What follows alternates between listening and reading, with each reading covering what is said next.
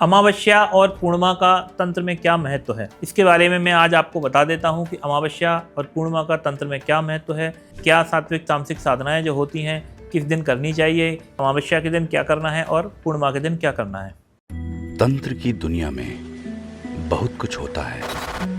आप सामान्य पूजा पाठ कर सकते हैं, देवी देवताओं की कृपा पा सकते हैं, कोई दिक्कत नहीं है। पर जब बात आती है कुछ अलग हटके करने की, कुछ विशिष्ट करने की, जब बात हो प्रत्यक्षीकरण करने की,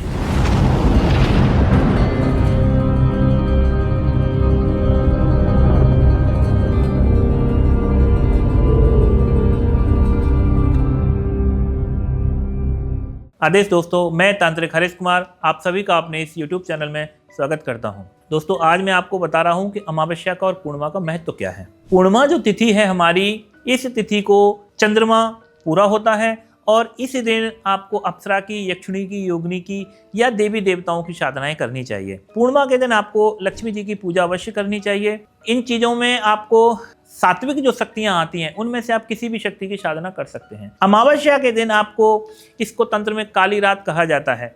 जो दिवाली होती है हमारी, वो इसी दिन आती है। अमावस्या के दिन दिवाली रहती है, तो इस समय आपको राक्षसों की, पिशाचों की, चंडाल की, तामसिक शक्तियां जो होती हैं, भूतों की, प्रेतों की, इस तरह की आप शक्तियों की आप साधनाएं कर सकते हैं।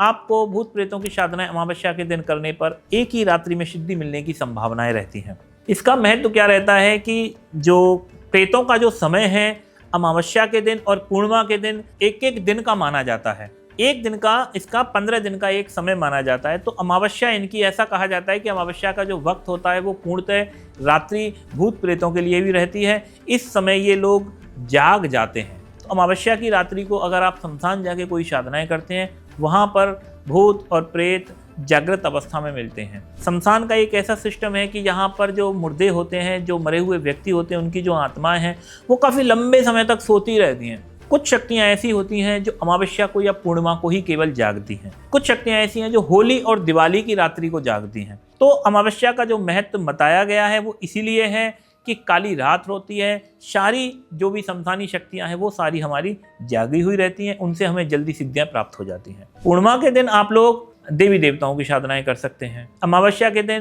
पितरों का जो जागरण है, पितरों की सेवा पूजाएं जो बताई जाती हैं हम लोगों को, शास्त्रीय विधियां भी जो हैं वो अमावस्या की तिथि होती हैं।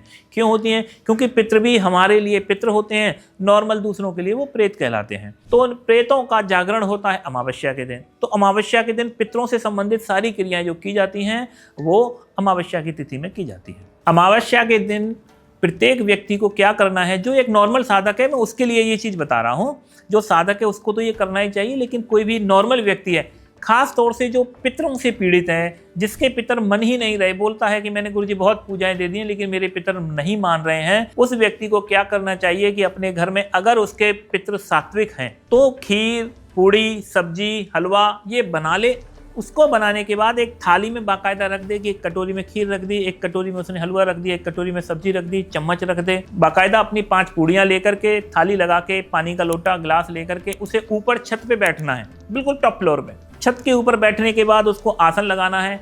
आसन लगाने के बाद अपना आसन लगाना है, बैठ के अपने आसन पे हाथ में जल लेकर के पितरों का आह्वान करना है। आह्वान करने के बाद वहाँ बैठ के पितरों को वो भोजन प्रदान करना है और कम से कम 5 से 10 मिनट वहीं बैठ जाना है और पितरों से प्रार्थना करनी है कि हे पितृदेव, मेरे से जो भी कोई गलती अपराध हुए आप उसे क्षमा करें। और ये प्रयोग अमावस्या को आप सुबह से लेके रात तक कभी भी आप कर सकते हैं। अगर आपके यहाँ पंछी आते हैं तो आप उस भोजन को, थाली को वहीं छत पे ही छोड़ सकते हैं। अगर आपके यहाँ पंछी वगैरह नहीं है, कौवे वगैरह नहीं है, तो आपको शाम को उसे उतार लाना है ऊपर से और आपको गाय को खिला देना है। ध्यान रखना है, पितरों का भोजन ज़्यादातर आपको गाय को खिलाना है। अगर नहीं मिलता है तो आप भैंस को खिला सकते हो, लेकिन कुत्तों के लिए भोजन नहीं डाला जाता है। ठीक है, केवल इस प्रयोग को आप कंटिन्यू अमावस्या को करते हैं या जब पितृपक्ष आते हैं हमारे यहाँ 15 दिनों में, तब आप अगर इस प्रयोग को करते हैं, आपके पितृ 100% 100% मान जाएंगे, प्रसन्न हो जाएंगे।